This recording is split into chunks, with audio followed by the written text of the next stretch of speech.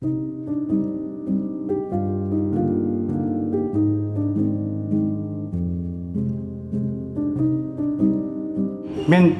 Такиров Ислам. Мен немеремді алып, осы мына Ақтау облыстық балалар ауруханасында ота жасатуға келгенбіз. Немерем мына Батыр селосында тұрады. Белоруссиядан медицина тарауынан мамандар келіп жатыр.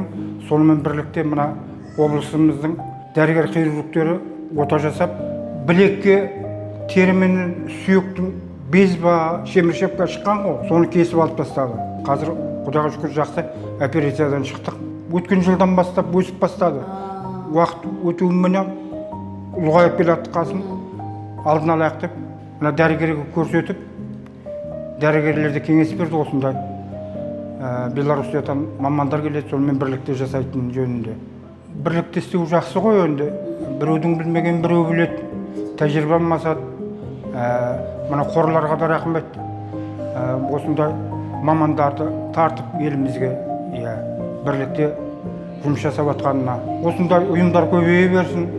Сырттан келетін маман дәрігерлерді елімізге көптен келіп, білмеген білгендерін бөліскен жақсы ғой.